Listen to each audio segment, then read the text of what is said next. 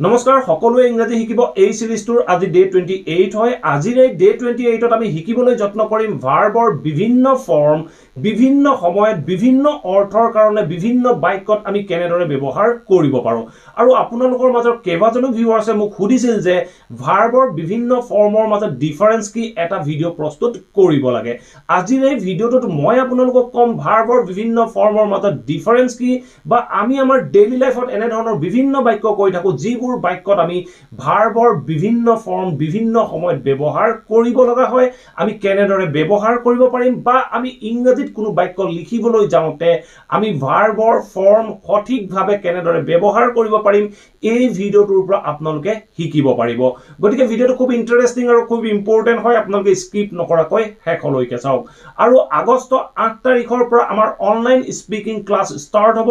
যদি আপোনালোকৰ মাজৰ কোনোবাই এই ক্লাছটোত এনৰোল হ'ব বিচাৰে স্ক্ৰীনত ওলাই থকা নাম্বাৰটোত আপোনালোকৰ নাম আৰু এড্ৰেছ হোৱাটছআপ কৰক আমাৰ ফালৰ পৰা আপোনাক ক্লাছৰ অভিষেক জনোৱা হ'ব সো আহক এটা টপিকটো ডিসকাস কৰো আমি আমাৰ ডেইলি লাইফত ইংৰাজীত কথা পাতি থাকোতে ভাৰ্বৰ বিভিন্ন ফৰ্ম আমি ব্যৱহাৰ কৰি থাকো এই যিবোৰ ভাৰ্বৰ ফৰ্ম আমি আমাৰ ডেইলি লাইফত ব্যৱহাৰ কৰি থাকো এই ভাৰ্ববোৰৰ ফৰ্ম আমি কেৱল মাত্ৰ 5টা ফৰ্মতহে পাব পাৰো ইংৰাজীত আমি যিকোনো ভাৰ্ব এটা maximum 5টা ফৰ্মত পাব পাৰো সেই ফৰ্ম কেটা হল কি ভাৰ্বৰ ফৰ্ম নম্বৰ 1 2 3 4 5 আপোনালোকে হয়তো 1 2 3 4 5 কি ধৰিব পৰা নাই মই কৈ দিছো ভাৰ্বৰ ফাৰ্স্ট ফৰ্ম নম্বৰ 1 মানে হল ভাৰ্বৰ প্ৰেজেন্ট ফৰ্ম নম্বৰ 2 মানে হল ভাৰ্বৰ সেকেন্ড ফৰ্ম বা ভাৰ্বৰ পাস্ট ফৰ্ম নম্বৰ 3 মানে হল ভাৰ্বৰ থাৰ্ড ফৰ্ম বা ভাৰ্বৰ পাস্ট পাৰ্টিসিপল ফৰ্ম নম্বৰ 4 মানে হল ভাৰ্বৰ কন্টিনিউয়াস ফৰ্ম আৰু ফৰ্ম নম্বৰ 5 মানে হল ভাৰ্বৰ লগত s বা es যিবোৰ ভাৰ্বৰ ফৰ্ম আমি সাবজেক্টটো যেটা থাৰ্ড পাৰসন সিঙ্গুলাৰ নাম্বাৰ হয় তেনে ধৰণৰ সাবজেক্টৰ লগত আমি ভাৰ্বৰ 5th ফৰ্ম ব্যৱহাৰ কৰো যেনে আমি কওঁ যে টেক্স গোজ কামস এনে ধৰণে ভাৰ্বৰ লগত s বা es যোগ কৰি ব্যৱহাৰ কৰো সো আপোনালোকৰ বাবে তিনটা ভাৰ্ব লৈ আইছো এই ভাৰ্ব তিনটাৰ মাধ্যমেৰে আমি বুজিবলৈ যত্ন কৰো সো প্ৰথম ভাৰ্বটো লৈছো মই হ্যাভ টু হল এটা হেল্পিং ভাৰ্ব লগতে ই মেইন ভাৰ্ব হিচাপেও কাম কৰে have ভাৰ্বৰ বেস ফৰ্ম ভাৰ্বৰ সেকেন্ড ফৰ্ম পাস্ট ফৰ্ম হ'ব had past participle form হ'ব had continuous form হ'ব having আৰু ভাৰ্বৰ 5th form হ'ব has এই has টো আপোনালোকে নিশ্চয় জানে কেৱল মাত্ৰ আমি থাৰ্ড পাৰসন সিঙ্গুলাৰ নাম্বাৰৰ লগতহে ব্যৱহাৰ কৰো আৰু এই have টো আমি সদায় ব্যৱহাৰ কৰো ফাৰ্স্ট পাৰসন সেকেন্ড পাৰসন আৰু থাৰ্ড পাৰসন প্লুৰেল নাম্বাৰৰ লগত আৰু had টো আমি ব্যৱহাৰ কৰো যেতিয়া আমি পাষ্টত কিবা এটা ক'বলৈ যাওঁ আৰু এই had টো আমি 3 নম্বৰ হেড এই 3 নম্বৰ হেডটো আমি ব্যৱহাৰ কৰো কমপ্লিটেড একচনৰ কাৰণে ঠিক আছে নেক্সট ভাৰ্বটো আপোনালোকৰ বাবে বুজি পাবলৈ সহজ হ'ব গো ভাৰ্বটো লৈছো এটা ইৰেগুলাৰ ভাৰ্ব গো হল বেস ফৰ্ম গোৰ সেকেন্ড ফৰ্ম হ'ব went গোৰ পাস্ট ফৰ্ম হ'ব went মানে গৈছিল ঠিক তেনে ধৰণে past participle form হ'ব gone goal বুলি ক'বলৈ যাওঁতে আমি gone ব্যৱহাৰ কৰিম আৰু going মানে হল গৈ আছে ঠিক তেনে ধৰণে goes এই goes টো আমি ব্যৱহাৰ কৰো থাৰ্ড পাৰসন সিঙ্গুলাৰ নাম্বাৰৰ লগত এতিয়া আপোনালোকে হয়তো নিশ্চয় বুজিব পাৰিছে ঠিক তেনে ধৰণে এটা ধুনীয়া ভাৰ্ব লৈ আহিছো সেই ভাৰ্বটো হল step মানে হল কাবাক চুৰিৰে বা চুকা বস্তুৰে আঘাত কৰা তেনেকুৱা ক্ষেত্ৰত আমি স্টেপ বা আমি যেটো কওঁ যে ঘপি দিয়া এই ঘপি দিয়াটোৰ কাৰণে আমি স্টেপ ভাৰ্বটো ব্যৱহাৰ কৰো স্টেপটো হল এটা ৰেগুলাৰ ভাৰ্ব স্টেপৰ সেকেন্ড ফৰ্ম হল স্টেপড past participle form হল stepped আৰু continuous form হল stabbing আৰু ভাৰ্বৰ 5th form third person singular নাম্বাৰৰ লগত আমি ইউজ কৰিম steps এতিয়া চাওক আমি ভাৰ্বৰ first form second form third ফৰ্মৰ মাজত ডিফাৰেন্স কি বা ফোৰ্থ ফৰ্মৰ মাজত ডিফাৰেন্স কি এই ভাৰ্বৰ যেটো ফাৰ্স্ট ফৰ্ম বা যেটো ভাৰ্বৰ 5th ফৰ্ম 1 নম্বৰ ফৰ্মটো আৰু 5 নম্বৰৰ ফৰ্মটো আমি ব্যৱহাৰ কৰো সদায় ইনকমপ্লিটেড একচন বুজাবৰ বাবে ভাৰ্বৰ বেস ফৰ্ম আৰু 5th ফৰ্ম আমি ব্যৱহাৰ কৰো ইনকমপ্লিটেড একচন বুজাবৰ বাবে আৰু ভাৰ্বৰ সেকেন্ড ফৰ্ম এই 2 নম্বৰৰ ফৰ্মটো আমি ব্যৱহাৰ কৰো সদায় যেতিয়া আমি অতীতত কোনোবা এটা কাম হৈছিল বা ঘটিছিল বুলি ক'বলৈ যাওঁ যেতিয়া আমি অতীতৰ কথা ক'বলৈ যাম তেতিয়া আমি ভাৰ্বৰ সেকেন্ড ফৰ্মে ব্যৱহাৰ কৰিব লাগিব ঠিক তেনেধৰণে ভাৰ্বৰ থাৰ্ড ফৰ্ম যিটো থাৰ্ড ফৰ্ম আপোনালোকে দেখিছে 3 নম্বৰ ফৰ্ম এই 3 নম্বৰ ফৰ্মটো আমি কেৱল মাত্ৰ ব্যৱহাৰ কৰোঁ যেতিয়া আমি কমপ্লিটেড একচনৰ কথা ক'বলৈ যাম যেতিয়া আমি কোনো এটা ঘটনা বা কোনো এটা কাম কমপ্লিট হ'ল বুলি ক'বলৈ যাম তেনেকুৱা ক্ষেত্ৰতহে আমি ভাৰ্বৰ থাৰ্ড ফৰ্ম ব্যৱহাৰ কৰিম ঠিক তেনেধৰণে ভাৰ্বৰ ফ'ৰ্থ ফৰ্ম মানে ভাৰ্বৰ কন্টিনিউয়াস ফৰ্ম ভাৰ্বৰ কন্টিনিউয়াস ফৰ্ম আমি কেতিয়া ব্যৱহাৰ কৰোঁ যেতিয়া আমি কোনো এটা কাম হৈ আছে ঘটি আছে বা কন্টিনিউ হৈ আছিল বুলি ক'বলৈ যাম তেনেকুৱা ক্ষেত্ৰত আমি কেৱল সদায় ভাৰ্বৰ ফ'ৰ্থ ফৰ্ম হে ব্যৱহাৰ কৰিব লাগিব এতিয়া হয়তো আপোনালোকে নিশ্চয় ডিফাৰেন্স কেটা ধৰিব পাৰিছে এতিয়া এটা এক্সাম্পলৰ মাধ্যমত ইয়াক বুজিবলৈ যত্ন কৰোঁ আমি প্ৰথমে চাওঁ ভাৰ্বৰ বেস ফৰ্ম বা ভাৰ্বৰ ফিফথ ফৰ্ম আমি কেনেদৰে ব্যৱহাৰ কৰিব পাৰোঁ মই ধৰক এটা বাক্য কওঁ যে মই অফিচলৈ যাওঁ তেতিয়া মই বাক্যটো কি কম I go মই যাওঁ মই কামটো একচনটো কমপ্লিটেড হ'ল বুলি কোৱা নাই মই অফিচলৈ যাওঁ বুলি কৈছো তেতিয়া মই কি কম I go to office মই অফিচলৈ যাওঁ I go to office মই অফিচলৈ যাওঁ আপুনি ইয়াৰ পিছত টাইম লগাব পাৰে at 9 o'clock আপুনি যি হয় তাৰ বিষয়ে ক'ব পাৰে I go to office at 9 o'clock মই 9 বজাত অফিচলৈ যাওঁ বুলি কৈছো মোৰ একচনটো এতিয়া কমপ্লিট হ'ল বুলি কোৱা নাই মই অফিচলৈ যাওঁ মই ৰেগুলাৰ যাওঁ কাইলৈও যাম পৰহিলৈও যাওঁ আগতেও গৈ আহিছো সো তেনেকুৱা ক্ষেত্ৰত মই বাক্যটো কৈছো I go to office at 9 o'clock মই ৰাতিপুৱা 9 বজাত অফিচলৈ যাওঁ মই গৈছিলো বুলি কোৱা নাই ঠিক তেনেধৰণে মই যদি সাবজেক্টটো চেঞ্জ কৰি লওঁ থাৰ্ড পাৰসন সিঙ্গুলাৰ নাম্বাৰ লওঁ তেতিয়া মই যদি কওঁ হি টু হ'ল থাৰ্ড পাৰসন সিঙ্গুলাৰ নাম্বাৰ মই ধৰক ভাৰ্বটো ললো ষ্টেপ সো এতিয়া চাওক হি ষ্টেপ বুলি কৈছো হি লগত ষ্টেপ নহয় ভাৰ্বৰ ফিফথ ফৰ্ম ইউজ হ'ব তেতিয়া আমি কম হি ষ্টেপস কি কম হি ষ্টেপস হিজ ওয়াইফ হি তাৰ ঘৈণীয়েকক খুচে বা হানে খুচে বা চুৰিৰে আঘাত কৰে তেনেকুৱা ক্ষেত্ৰত মই বাক্যটো কৈছো হি ষ্টেপস হিজ ওয়াইফ হি তাৰ ঘৈণীয়েকক হনা খুচা কৰে এটা চাওক মই যদি বাক্যটো কওঁ whenever he gets angry যেতিয়াই তাৰ খং উঠে he stabs his wife হি তাৰ ঘৈণীয়েকক খুচে ঠিক তেনেধৰণে আমি ফিউচাৰ টেন্সটো ব্যৱহাৰ কৰিব পাৰো আমি ক'ব পাৰো যে I will go to office at 9 o'clock মই 9 বজাত অফিচলৈ যাম বুলি কৈছো মই একচনটো কমপ্লিট হ'ল বুলি কোৱা নাই মই যাম হে মই যোৱাৰ পিছত যেতিয়া মই কম তেতিয়া মই পাষ্টত কম ঠিক তেনেধৰণে এই বাক্যটো চাওক he stabs his wife he will stabs his wife he মানে তাৰ ঘৈণীয়েকক আঘাত কৰিব যদি আমি ফিউচাৰত ব্যৱহাৰ কৰো তেতিয়া এই ভাৰ্বটো আমি ভাৰ্বৰ 1 নম্বৰ ফৰ্মত ব্যৱহাৰ কৰিব লাগিব মই কৈছো যে he will stab his wife he তাৰ ঘৈণীয়েকক হানিব খুচিব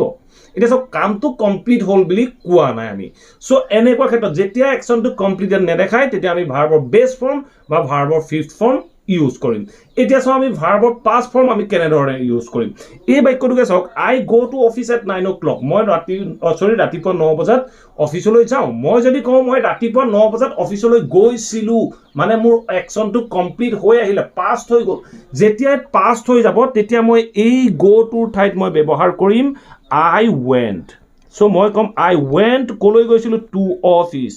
I went to office মই অফিচলৈ গৈছিলো at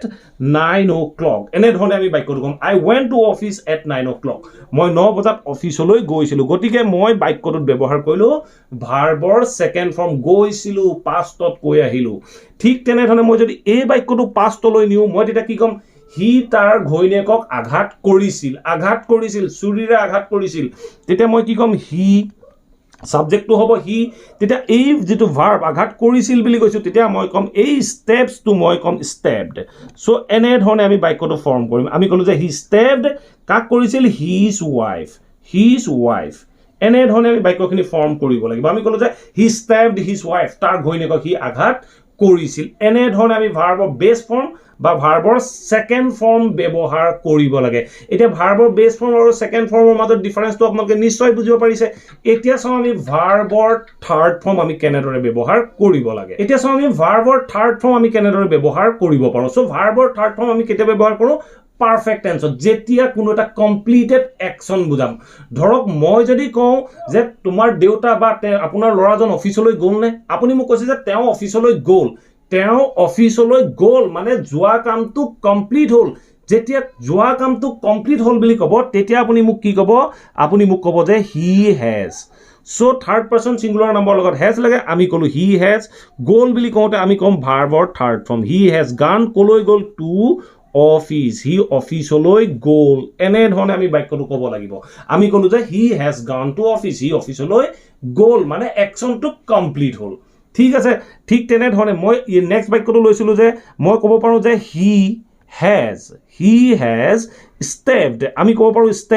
stepped verb 2 এটা বাক্য চাইছিলো আমি কৈছো he has stepped কাক stepped কৰিছিল his wife he has stepped his wife he তাৰ ঘৈণীয়েকক আঘাত কৰিছিল চুৰিৰে বা চুকা বস্তুৰে আঘাত কৰিছিল তেতিয়া মই কৈছো যে he has stabbed his wife he তাৰ ঘৈণীয়েকক আঘাত কৰিছিল এনে ধৰণে আমি বাক্যখিনি ফৰ্ম কৰিম এতিয়া আমি চাওঁ এই বাক্যবোৰ ফিউচাৰটো ব্যৱহাৰ কৰিব পাৰি আমি যদি কওঁ he will have gone to office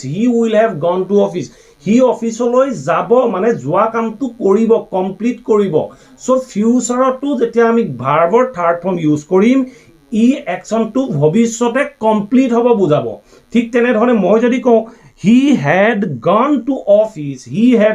to office before I reached এই বাক্যটো চাওক he had gone to office মই past perfectত কলো he had gone to office he অফিচলৈ গৈছিল before I reached মই গৈ পোৱাৰ আগতে he অফিচলৈ গৈছিল মানে মই গৈ পোৱাৰ আগতে তাৰ কামটো কমপ্লিট হৈছিল অফিচলৈ যোৱা কামটো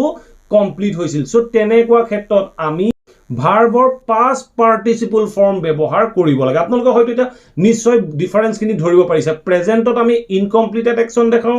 আৰু পাষ্টত আমি অতীতত হৈছিল বুলি কওঁ আৰু যেটো ভাৰ্বৰ থাৰ্ড ফৰ্ম হয় past participle হয় এইটো ক্ষেত্ৰত আমি সদায় অ্যাকশনটো কমপ্লিট হোল বুলি দেখাবলৈ যাওঁতে ব্যৱহাৰ কৰো এতিয়া চাও আমি ভাৰ্বৰ জিৰান ফৰ্ম বা কন্টিনিউয়াস ফৰ্ম কেনে ধৰণে ব্যৱহাৰ কৰিম ধৰক মই যদি কওঁ তাই অফিচলৈ গৈ আছে মানে ভাৰ্বৰ কন্টিনিউয়াস এটা ফৰ্ম চলি আছে তাই গৈ পোৱাগে নাই তাই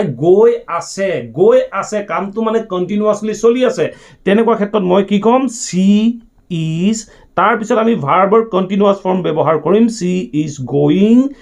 to